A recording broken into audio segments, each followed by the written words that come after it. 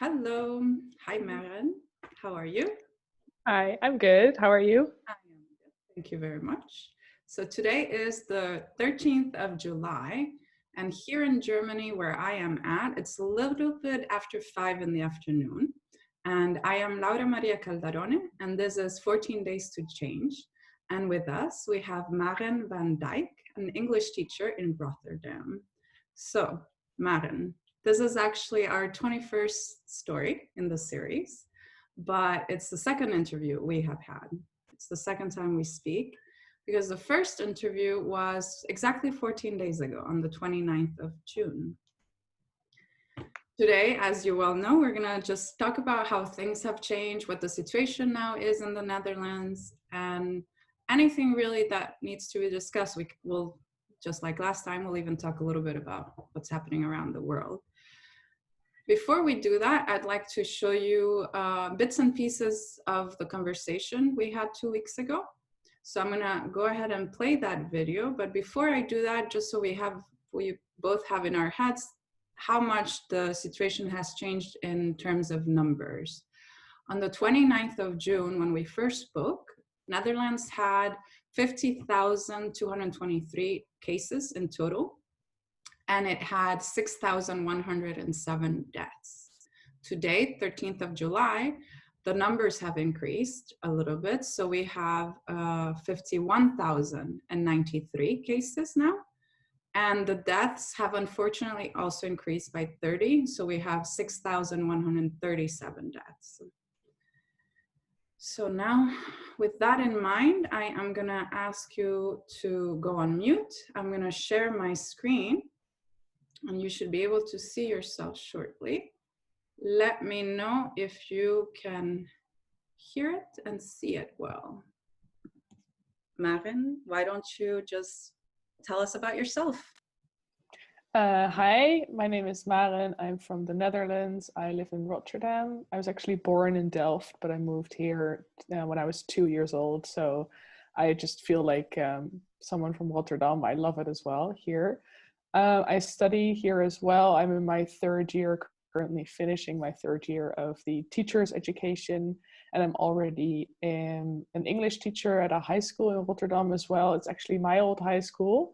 It's a bilingual high school. I'm really having a good time. I'm allowed to stay next year, which I'm really excited about. And then I'm going to do my fourth year, which is also when I have to do my final assessment. And then I'm going on to do my master's. And I've actually got two different ideas for what I want to do for my master's, so I might just do both of them. Oh, wow. Okay. So not choosing, but doing both. And if you like them, why not? Right? Yeah, exactly. Can you just tell me right now, so in the last few days, or even today, what is it that is happening in the Netherlands or in Rotterdam? What is it that is on the news? What are the topics that people are talking about that are concerned about? Well, definitely the pandemic, and things are opening up again. For example, driving lessons are allowed again. Schools are slowly opening again. The shops have already been opened for, I want to say, about 2 weeks. And restaurants as well. There's strict regulations, but they're allowed to be open again. So a lot of people are talking about we call them easing the rules. That's the term that we use here. And some people, there's, just like with most things, there's two groups. One group is all for it and they're ready to go party again. They're ready to go to the beach. They're ready to buy their new lip gloss and stuff. And then there's another group that is like, are we insane? Are we really opening back up? And then there's a small group, I think, who's in the middle. And I would say I'm in the middle because part of me is happy that I can invite my friend and have a distanced coffee. But part of me is also like, really? The beaches are packed. Like, they're absolutely packed. And I had to get something at a store the other day, which is in the center of the city. And I was just looking around, and obviously I was there, so I can't really talk because that would be hypocritical. But at the same time, I would see groups of friends with 5 people just going inside the H&M, and then I was just thinking, I'm in that middle group of happy but concerned. So that's definitely been the main topic still.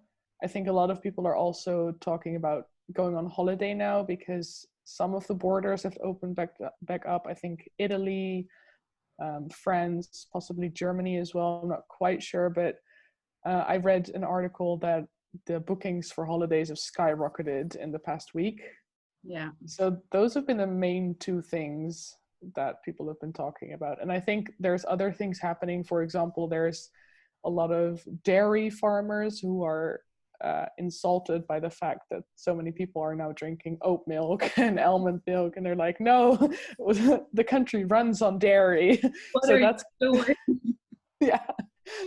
So that's been happening as well. But like I said, everything just trumps.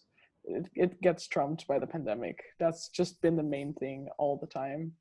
And in a way, I mean, even these news that you just said about the dairy farmers that are outraged that how could you drink, you know, other stuff. In the end, it happened because of the pandemic, right? Other people got the taste of it, right? Probably. You I know, think that this has been something that's been coming for a long time because more people are turning vegan and more exactly. people are realizing it's bad for the environment to drink dairy or to have meat. But now in the It, pandemic, people are cooking and people are baking and they're like, oh, I can use almond milk instead of dairy milk. so Yeah. they probably had, you know, a couple more years, probably, you know. Yeah. This Now is just sped it up. it's Yeah. yeah, forget it. Let's do it now. And it's so many things just like that happen. Yes, there are some changes, like we just mentioned, that because one is becoming vegan, more conscious of like the environment and just eating healthier and so on. Yes, the change was probably going to take place, but would it have taken place now? No, definitely not. No, no. No. And there's another thing that's been on everyone's mind, which is the Black Lives Matter movement and the protests that have been happening, which have been semi-related to the pandemic, of course, because there were a couple of protests in my country as well, and people were complaining that there was not enough distance. And then there was another protest from a far right group, and they weren't distanced either. And then everyone was like, why are you calling us out for protesting for the Black Lives Matter movement, and then you're going to go ahead and protest as well about something else, and then it's fine. So that's been a big topic as well, although I feel like it's kind of moving away now, which I would say is not necessarily a good thing. I But mean, yeah. that's another example. This the protests of Black Lives Matter and just the feeling of enough is enough, that in my opinion it would have happened. But again, just like with the dairy farmers and the whole like stop drinking almond milk, I believe it wouldn't have happened now this year. You know, it's just the frustration and the fear and the sadness and all the different episodes that shouldn't have happened and have happened in the last years, and especially in the last months, that pushed it of saying enough is enough, we got to do something now. And that continued, right? Is it the best time to protest? No, there's a pandemic. uh, is it as bad as being indoors with poor ventilation and no masks and no social distancing and touching everything? No, it's not as bad.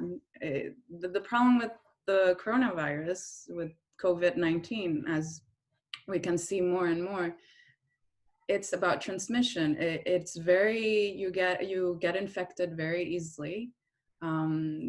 It gets transmitted very fast, very easily, but you have situations that are more at risk and less at risk of getting infected. And yes, a protest with movement and social distance and wearing masks, and at least if 90%, 95, 85% of the people are wearing the masks, and most or some are socially distancing, and it's outside and you're moving, that, yes, there's risk, but it poses less of a risk as in if you're having some type of party with 1,000 people in some venue with singers and no masks and no social distance, right?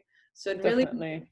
it's, it is still difficult. And like we said, it's something that has been pushed by the pandemic, right? Um, and again, summer is here. You mentioned about what else you guys are thinking and talking about in the Netherlands, which is holidays. Are most people, from what you have seen in the news, thinking of going abroad, or just from Rotterdam going to Amsterdam or to the seaside? Or is it really, let me take a flight and go to Sicily? I think most people are going abroad. I think they have taken this small piece of optimism and they've just, taken it and gone like, okay, we're going to go abroad. This is one piece of good news. Let's build on that. Let's just go away. I do know that most of the hotels that we have in the Netherlands, and we've got little islands at the top of the country as well, they've fully booked. Just if you want to get a place there now, then you have to pay triple what you have to usually pay. So I think that a lot of people have already booked those houses when they didn't get the news that they were allowed to go abroad. They were like, just in case we're not allowed to go anywhere, let's just book those places. So, but I do think that most people are definitely going to another country. Yeah, definitely.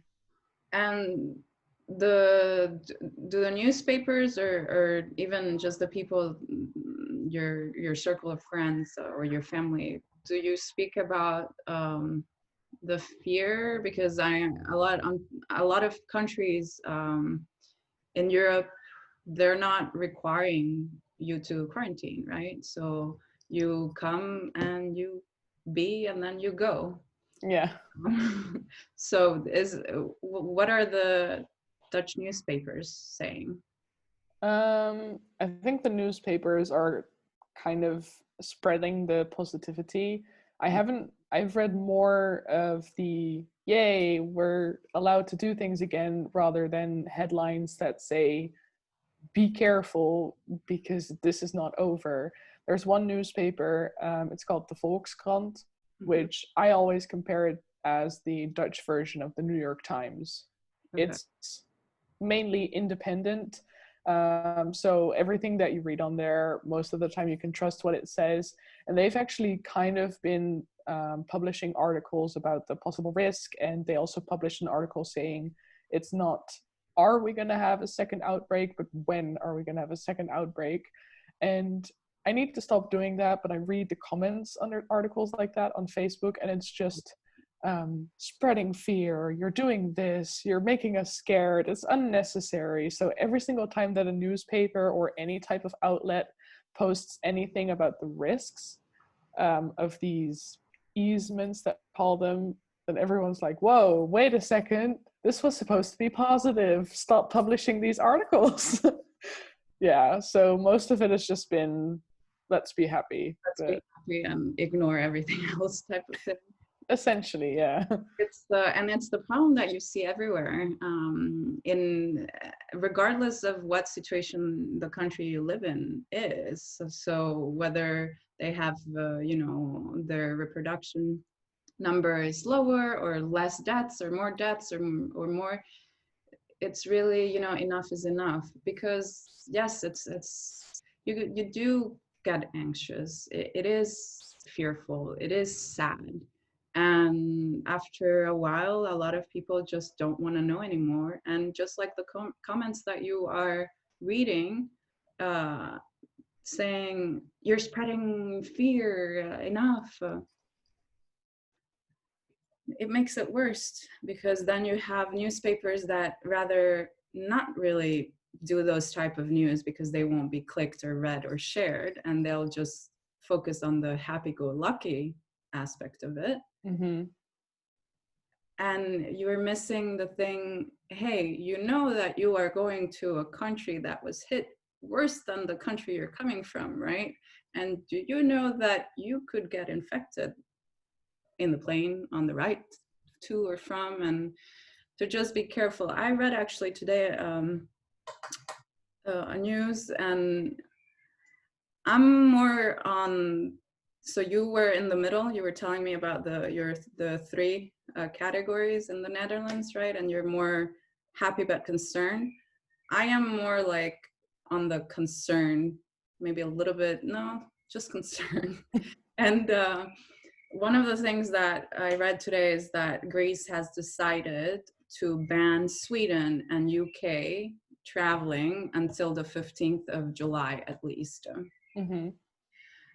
And my immediate response to reading that was like, oh, good for Greece. And why only until the 15th? And I wish Italy would do that too. Mm-hmm. Because Italy, as we all know, was hit very badly from the beginning, suffered a lot. But a lot of people there also are not thinking about that and are saying, stop spreading fear, enough is enough, everything's fine. And you can't just tell a pandemic, hey, stop bothering me, you know? I wish we could. Oh, I know. If that would be a good wish, right?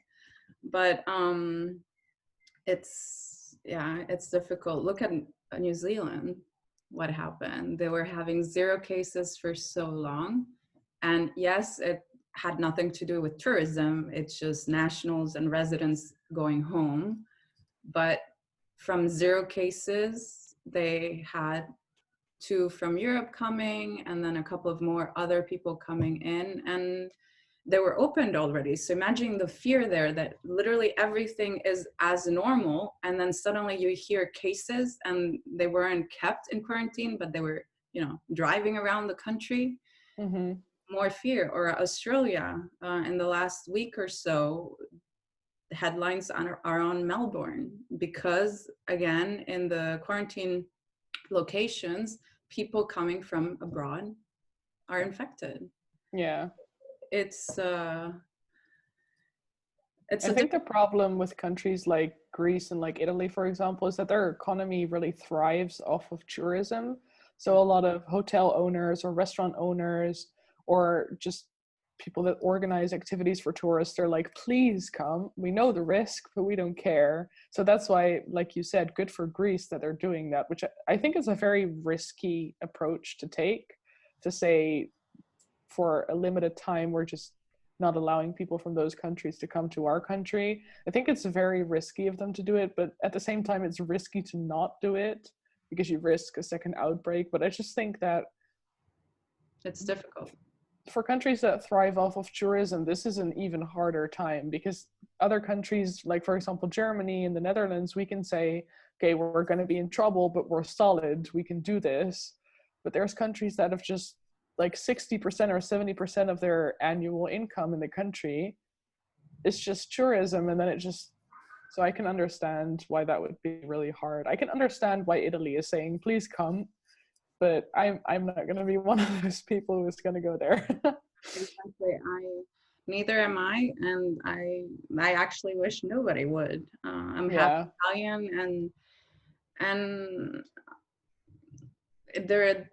I think very few countries in the world are ready for the ramifications of choosing economy over thinking twice, 3 times, 4 times, and and unfortunately, Italy is not one of those countries that will be able to get a handle of things immediately if things get really bad in 2 seconds. Yeah.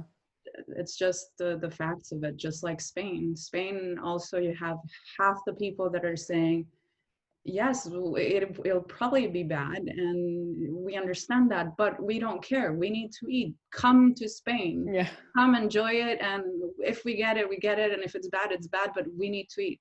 Understandable, just like you said.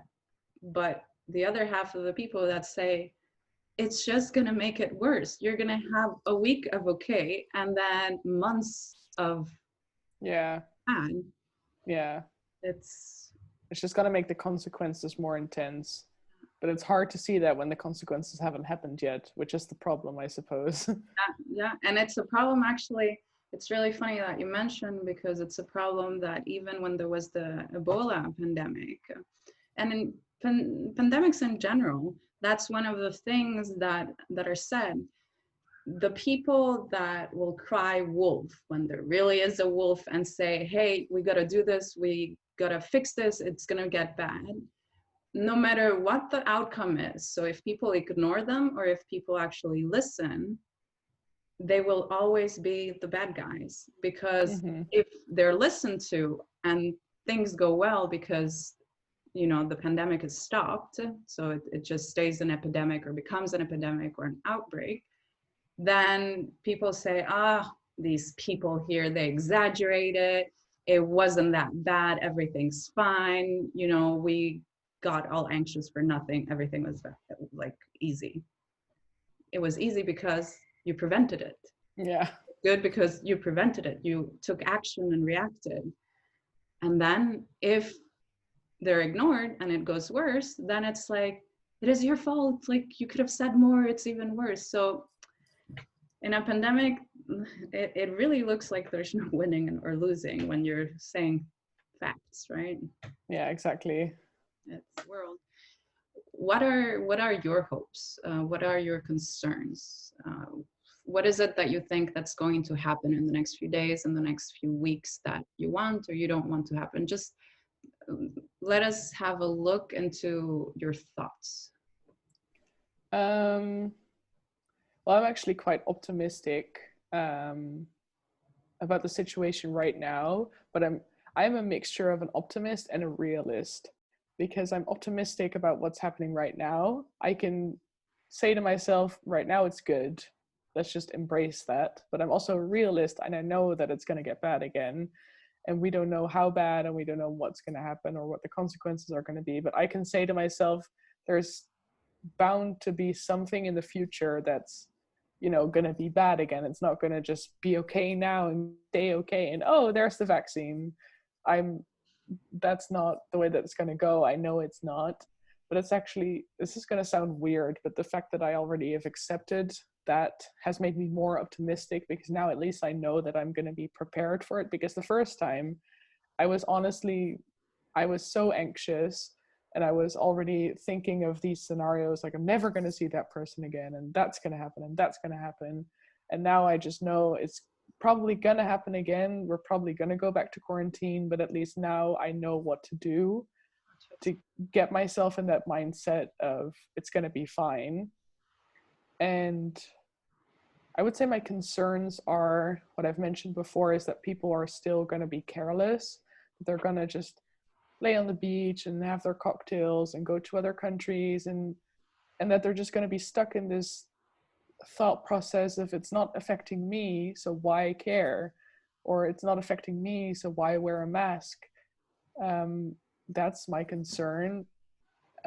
Another thing is that a lot of people have been saying, or I suppose they've been hoping, that the way that we interact with people and the way that we treat other people is going to change after this, that we're going to be nicer to each other, that we're going to be happier with what we've got, that we're going to be more aware of the privileges that we have. I, for one, am not convinced. I don't think that people are going to change one single bit after this. I think as soon as we get the green light, it's going to be, okay, we've got a vaccine, we're going to distribute it now. As soon as the first people have got their vaccine and they've kind of got the proof that it's a good vaccine, that it's fine, that it's slowly going away, then people are going to go right back to the way that we were doing things before.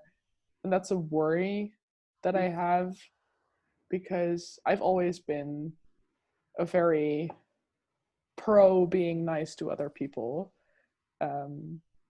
I always try to treat people the way that I want them to treat me, and I think more people should be like that. But yeah, I don't think there's a big chance that people will be. So that kind of summarizes the concerns and the hopes and the mindset that I have about this.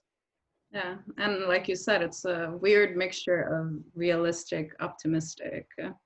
It's a good mixture though, because you know what to expect, right?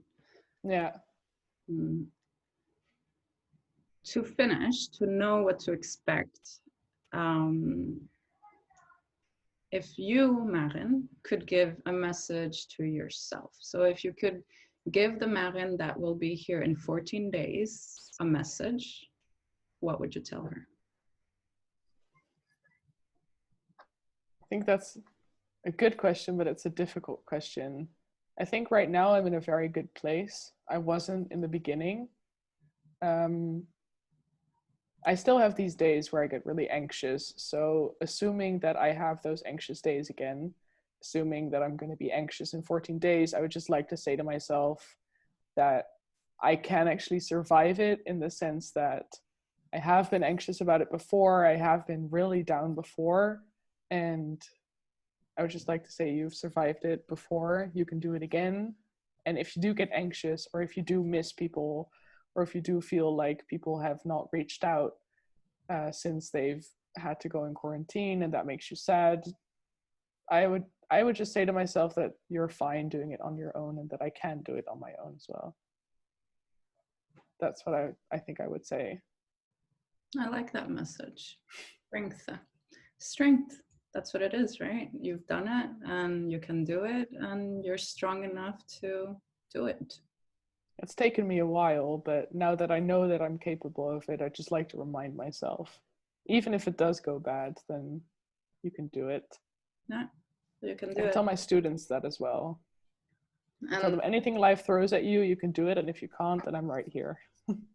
oh, it's a very good message, and it is true, because it can feel like the end of the world, but it feels like that at that moment, and just know that it takes It time. definitely did in the beginning. Yeah.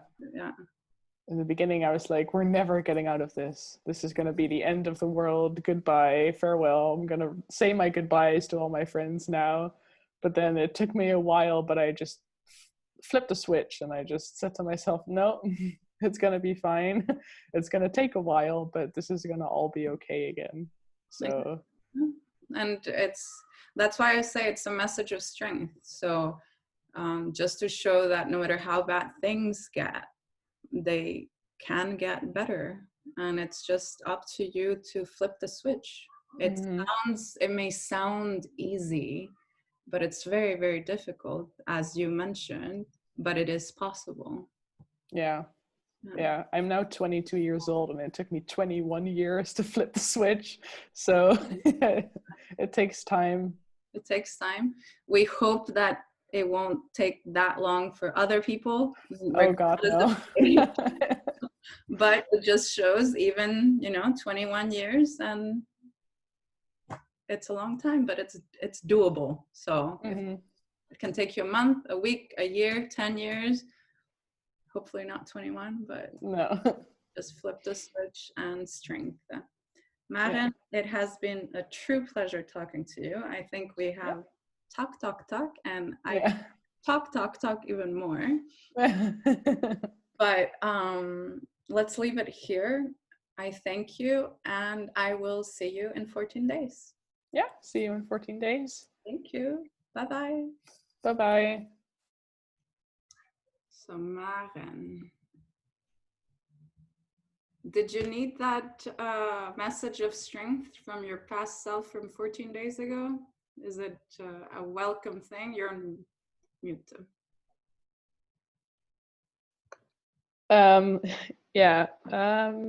I would say that I'm in the same kind of place as I was last time. So I had a couple not so good days, but mainly I've been in a really good place. So for those sporadic days, I needed the words of, you've been through it, you've done it before, you can do it again.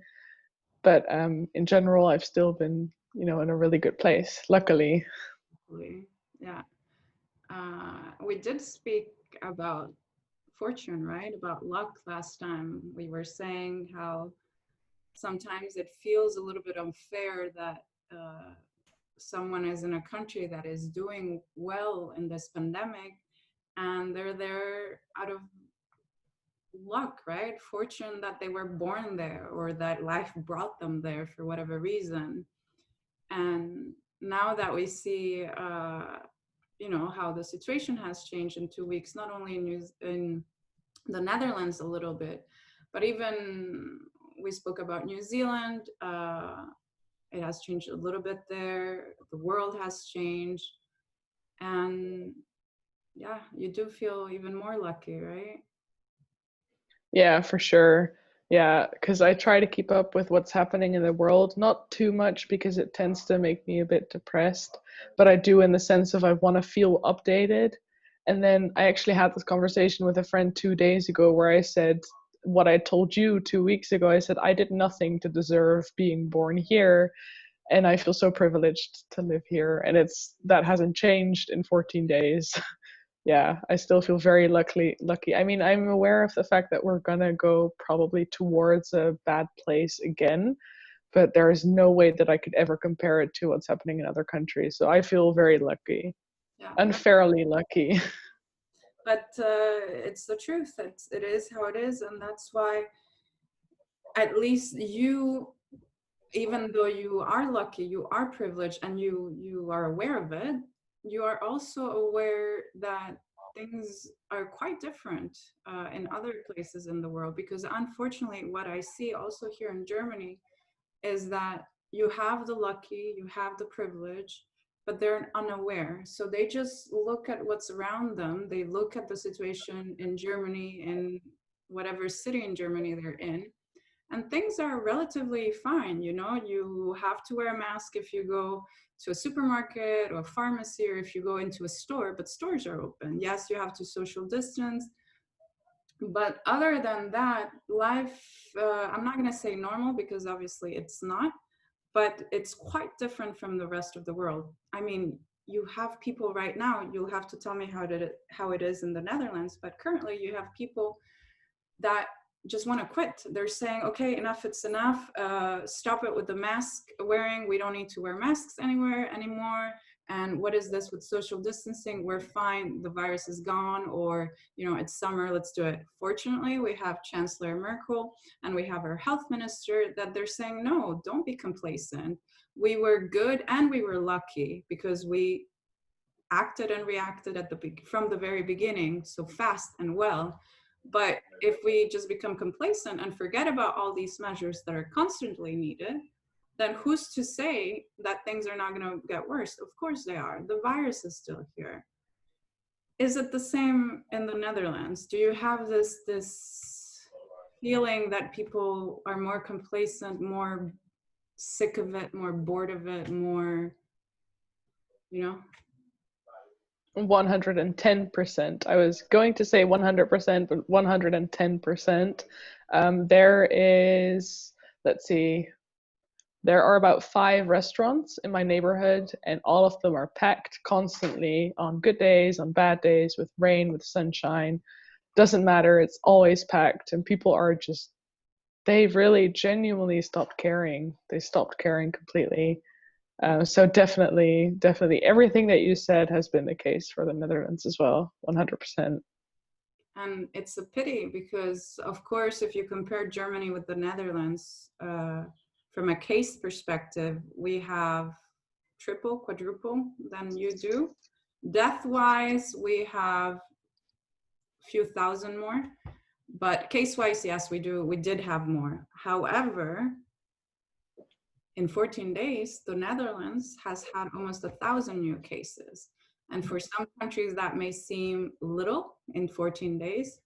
But for a country such as the Netherlands, that in total they've had around 50,000 cases in all these months, it's not that little. Yeah, exactly. So I've been to, for example, have a coffee with a friend or have some dinner with a friend, but always in the way that they're expecting you to do it, always outside, always at a distance, and just as carefully as possible. But I see people in groups of 20 going to the park. And then I think, honestly, genuinely, what do you expect when you do things like that? And I think it's just an honest, like, genuinely a lack of care. They don't care. Especially, they're also saying that from this viewpoint of, because let's face it, most people who stopped caring are young in general, and they think nothing's going to happen to me. And if it does, then there's a small chance that anything serious will happen to me. Then I'll just have like a bad week of feeling ill. So they just have this, they are convinced of the fact that even if they do get it, that it's not going to be bad. So And yeah. the unfortunate truth is that they're quite wrong, because there's more and more evidence, there's more and more studies that even if you're selfish and you don't care about anybody else but yourself, so who cares about, the elderly person that is your neighbor or your family member or your little cousin that, has a pre-existing condition, or even the story of the healthy guy from the city next that, had a bad experience and died or is currently in the ICU. Even if you don't care about that, the unfortunate truth is we don't know how bad it can get. We don't know the side effects from a few months from now or even longer. And the more and more studies come out, the more and more they show that it doesn't just affect your lungs, which is a huge thing. I mean, you need your lungs to breathe, right? So but it affects also other internal organs. It looks like it affects also the heart. And we know it affects your brain, your neurological system, because that's where smell and taste, right? And we have people that recover and they still cannot smell or taste anything. So this virus, this disease touches and just fumbles with things that it shouldn't in your body. So just you're fine Yeah. for a week. Yeah, I think that the problem is that as long as you don't physically and noticeably have these consequences in front of you, where you can basically look them in the eye and say, okay, this is really what happens. As long as you don't have that, people think, okay, but this is something that you read about, this is something that I've heard from other people, but why should I care about something that hasn't happened to me? And I think as soon as you do experience those consequences, whether that be when you get it yourself or when a family member or just a friend that you care about experiences these consequences, I think up until that point, most people think, yeah. Which is, So yeah, it's quite heartbreaking to see how carelessness and just selfishness is so strong, right? Like we've lost so many things in the pandemic. Why are we not losing those defects? Because there are human defects, right? It's the ugly bits and pieces of each of us, right? yeah. Um, And I think it's interesting because last time we spoke 2 weeks ago, you asked me what my hopes and dreams and concerns were. And I mentioned that some people have this feeling of we're going to be different when this is over. We're going to be nicer. We're going to have more empathy for each other. And it's ironic because 2 weeks later, things have opened back up and we see that no, nothing has changed. Absolutely nothing has changed. And people went straight back into that feeling of, okay, I can do a bit more. So any feeling of empathy that I had towards other people before gone out the window because now I can resume my old life. So I think that's very ironic. Definitely. And if there was a change, I'm just gonna go out ahead and say it's actually for the worse. The change is it's just worse. I mean, look at countries like the US. How is this possible? How can a country get to that point? They're having around 60,000 new cases a day. And yes, Mm-hmm. the US is a very big country, but if you pretend that the European Union is a country and each country is actually a state, our population is bigger than the United States of America, and our numbers are nowhere near. So we have Mm-hmm. less deaths and less cases. So this whole thing, we're a big country, yeah, that doesn't fly anymore. That was maybe a good excuse back a few months ago, but now it's not. And you speak about, especially because you're a teacher, you spoke about, yeah, like you're concerned, right? And your hopes, and yeah, people are not going to get better or anything. We know how bad this can get. We have examples in our face. You have Latin America, that is a tragedy over tragedy each day. You have India. You have all these different countries around the world, rich and poor, big and small, good governments, bad governments, any all types of countries, right? And did you hear about Disney World and Disneyland? I did. How is that possible? Florida is a state that is currently having record and records and records. Every day is a new record. They have around 10,000, 11, 12,000 new cases a day, right? How are you going to contact trace that? You can't. And all this is happening. And obviously, new cases means sooner or later there's hospitalizations. And sooner or later, some of those people are going to die. Some other people are just going to recuperate, but they're not going to be the same as before. We're seeing that you don't get back to the Maren from before COVID. There are some changes. And aside from that, the money, the suffering, the time, the anguish of your family members, of your friends, right? That you're sick. And Florida is a state of 21.48 million people, okay? So it's quite big. They opened Disney World without a care. You know, Hong Kong also has a Disney World, Disneyland. They just closed it. Literally, the news now is that they just closed it. They had opened it on the 18th of June. They closed it now because their cases are increasing. So they have an average of Hong Kong, around 40 cases a day, 40. People are gonna say, oh, but Hong Kong and Florida, it's a world away. Not really. Hong Kong, 7.5 million people. Florida, 21.48. Even if you double the numbers of Hong Kong has around 1,500 cases in total. It has 8 deaths. Florida, 282,000 cases and 4,300 deaths. Exactly, so it doesn't match up. No, so double the Hong Kong numbers, triple them, quadruple them. You can't. And do you need the most magical place in the world? Do you need to go there as an adult or also as a child, right? Because you, like 2 weeks ago, you said schools were reopening in the Netherlands, right? How is that situation going? Like, what are the measures that the Netherlands did? Well, we're currently heading towards summer vacation, so I think most schools at the minute don't really have any students in the building.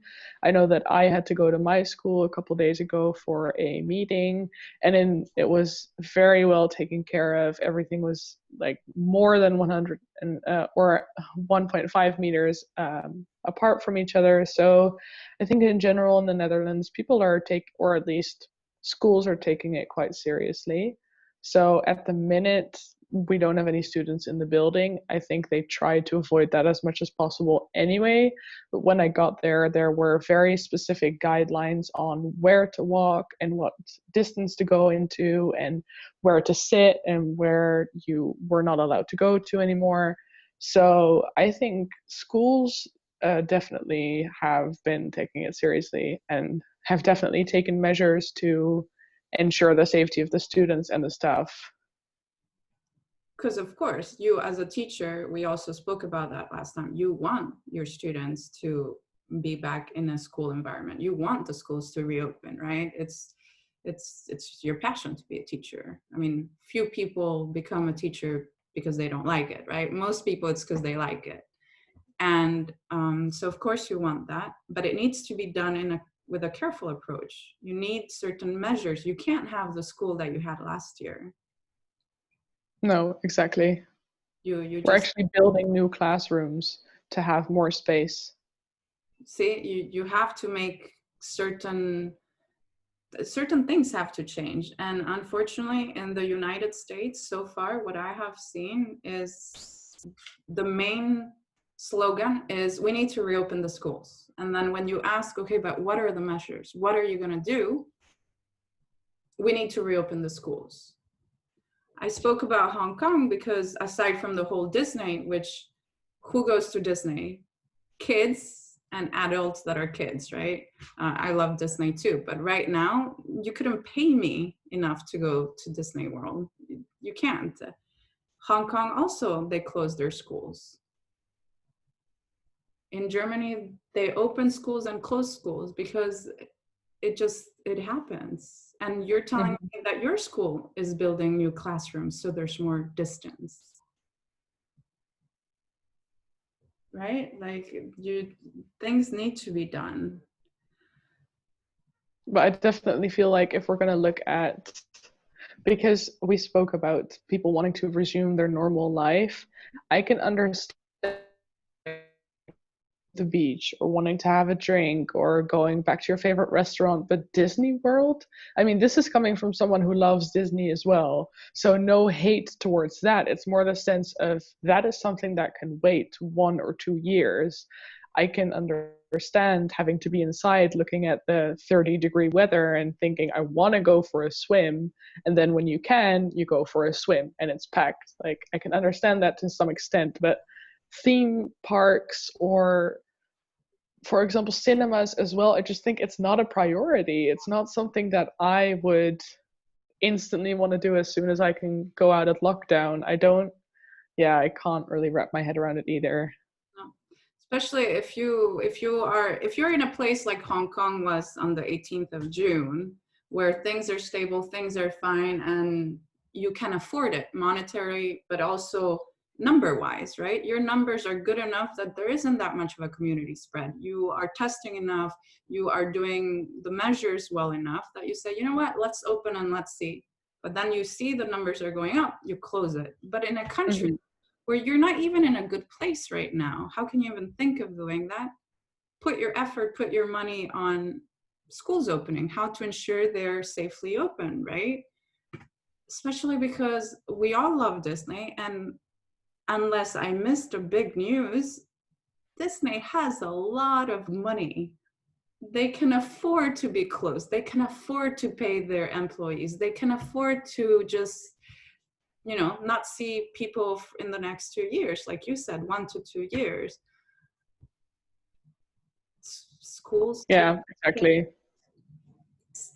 kids, no, kids, you need to have everything safe, but think about them first. And we spoke last time of some of the reasons why one should think of others, right? And another part was seeing how many things have changed. And one of those things was therapy, right? So I had told you a bit about this other interview I had with somebody else that told me that, their mental health had suffered a little bit in their lockdown.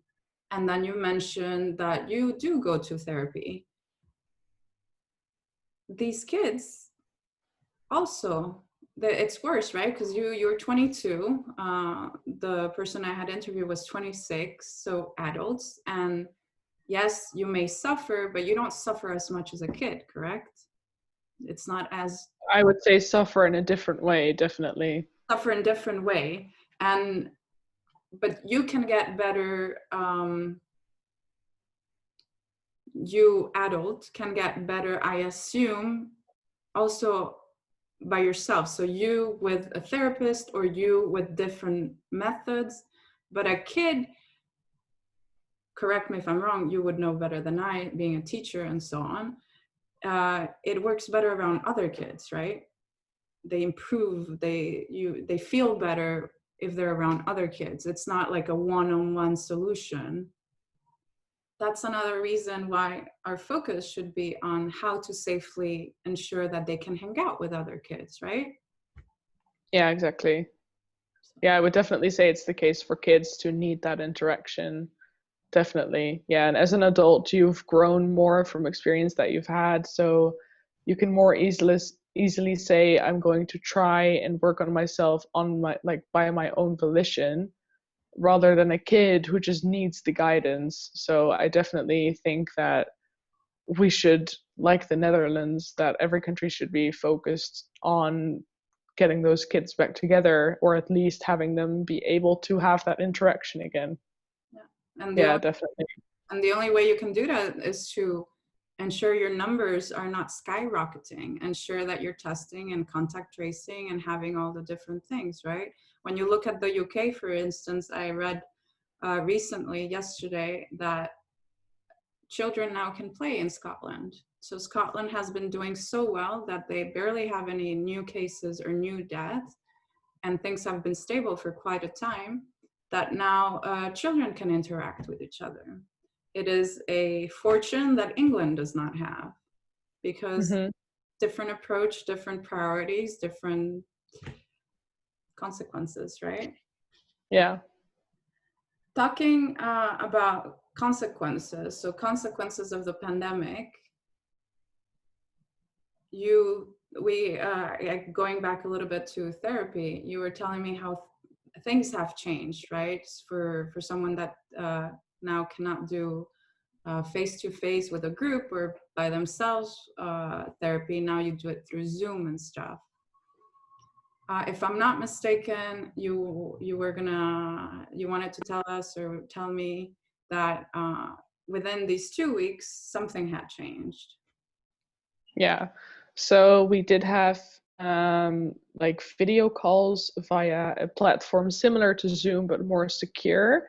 So we did that for a couple of weeks and it was fine, but you could literally feel the laptop. That's what everyone said. You cannot pick up the vibe that someone else is having. And if someone's crying, you can't really show empathy, not as much as you could right next to them.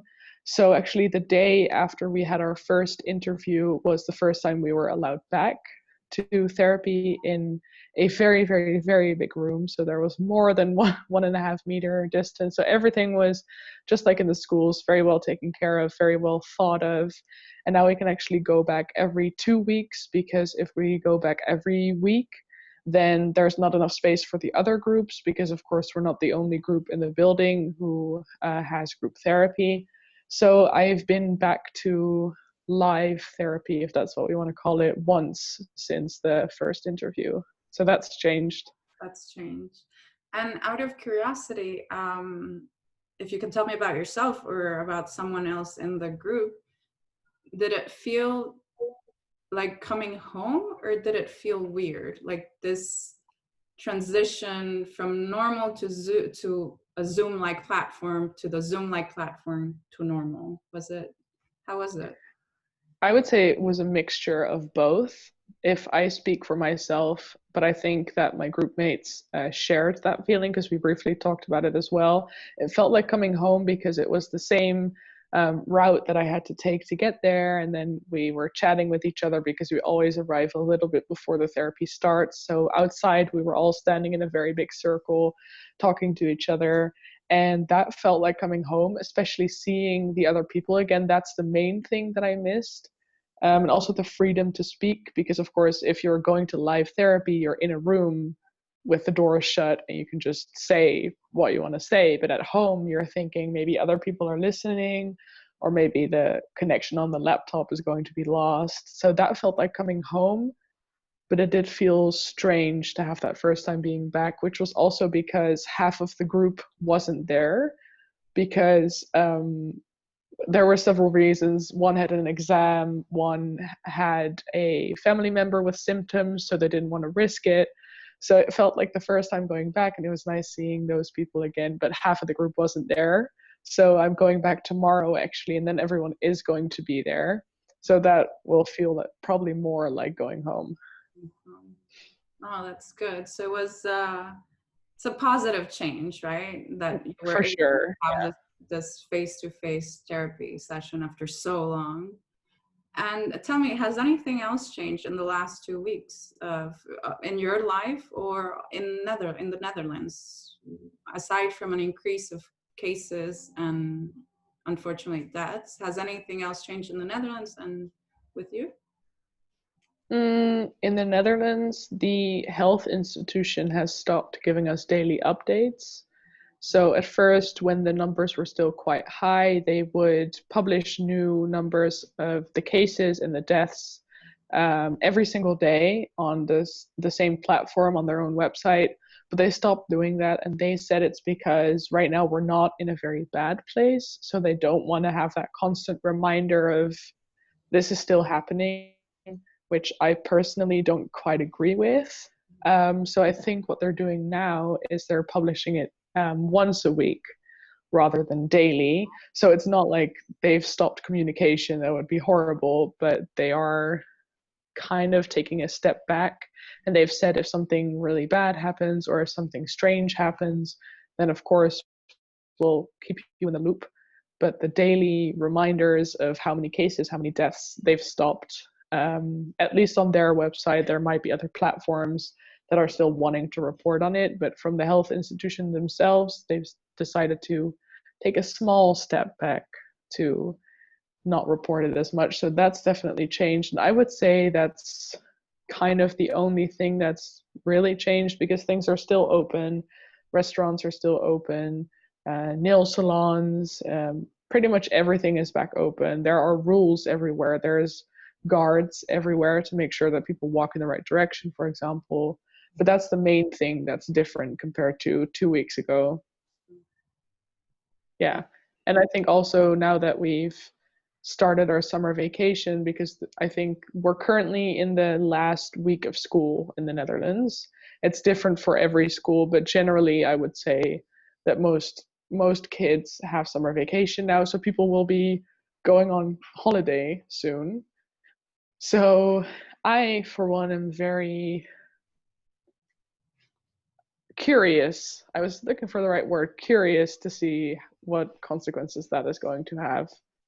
I'm personally not going away. Well, I'm going away to a city that's an hour away from me in the same country, so I wouldn't call that going on summer vacation, so I'm not going abroad.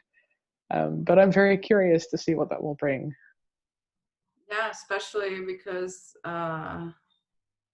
we have we've spoken how people in the Netherlands weren't necessarily thinking of staying in their country, in your country. They were actually thinking of going abroad, right? And we have seen there's other countries in the European Union, such as Spain, that their numbers are increasing. So they've had outbreaks, they've had even regions like completely going onto lockdown. And they do match the timing of when people started traveling more, when tourists started going more. So consequences we will have, as we know. It's only a matter of what exactly they are, right? And so on. In terms of what you were telling me about your the numbers that they're not publishing anymore on a daily basis, right? Because they said, yeah, we're doing well. There's not that necessity to show every day. It's funny that you mentioned that, because I agree with you. I find it strange, especially because you would think the opposite. Because you're doing well, you don't want to, you know, not think about it or not keep an eye on it, right? As we've seen with the pandemic, because last time we spoke a little bit about New Zealand. Yes, New Zealand has improved since we spoke, but it wasn't bad when last time we spoke. It was just a couple of cases and they were all imported. There was no community spread, right? They just tightened their restrictions at the borders and the quarantine facilities, and pretty much they're fine again. Mm-hmm. But that shows, even if you're in a good country, in a country that has done well, and anything can change. You can't just think, oh, we're doing fine, let's, press pause or forget about it. Just like if you're in a bad country, in a country that's doing poorly, you can improve, but you can also get worse, right? Mm-hmm. And from a global perspective, the pandemic is actually accelerating. It's actually Mm-hmm. worse. Yes, there are some countries that are managing it well, but overall, globally, and that's what a pandemic is, right? We have more cases every day, and it's just going faster. According to the Worldometer database, we've already hit 13 million. When we last spoke, we were millions ago. Mm-hmm. 13 million, over 13 million new cases. And it's yeah, we shouldn't be complacent, right? Exactly. Yeah. And exactly like you said, I think because we're now easing up things and we're opening establishments again, I think that's all the more reasons to still publish those numbers, because it's like, okay, fine, have your dinner, go to the beach, but this is still a thing. If you're not going to report on it anymore, or way less than you did before, then people might actually start to believe that this is not happening, that there's no more pandemic, that we're all finished, we're doing fine, so no worries anymore. So I think, like you said, the opposite, you should publish them because you're easing it up more. So I definitely am quite baffled about that. Yeah. Yeah. But you know what? We're almost done with our conversation, so I'd rather finish it with a little bit of a nicer touch, let's say. Positivity. Yeah, exactly. A little bit more positivity. But before I ask you, so this is my positive question. So before I ask you the last question, there's something I really need to know, and I hope you have. I'm pretty sure you have, that you mentioned you did have some news, some updates. What has happened with the dairy farmers? So the last time we spoke, they weren't very happy. I must confess, I did buy almond milk. I ordered almond milk this morning. And now when we were watching your video, I thought, if I was in the Netherlands, they would hate me. Well, I wouldn't say it's that serious. They wouldn't hate you. There's actually quite a positive update, so we're leaning more towards the positivity side anyway. So there were some protests from farmers, and this has actually been happening for quite a couple months, where they all drive their tractors and they go up onto the highway, and they block the highway, or they block the parliament. It's actually been an actual real thing, but the protests actually led to something good. Or let me rephrase, they are now demanding something positive, and they're trying to get their way by protesting, because what they want is they want a 5% raise in a price for their milk, so their dairy milk, because the government's asking them to be more environmentally friendly.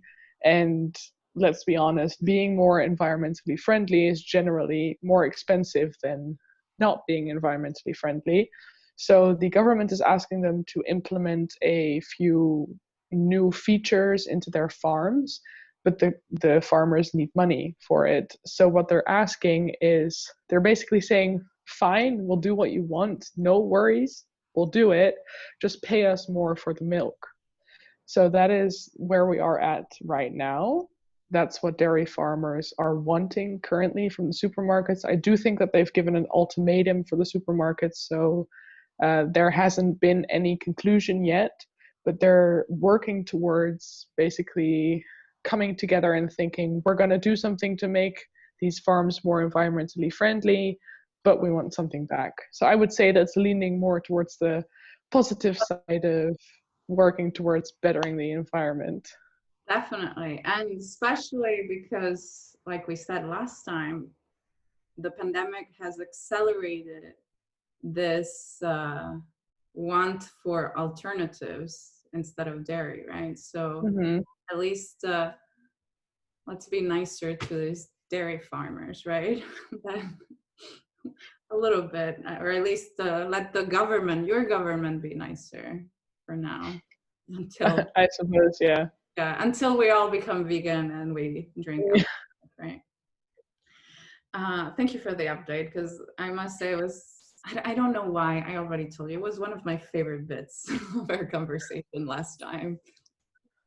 It's a little bit of positivity, right? With the Yeah. stuff happening.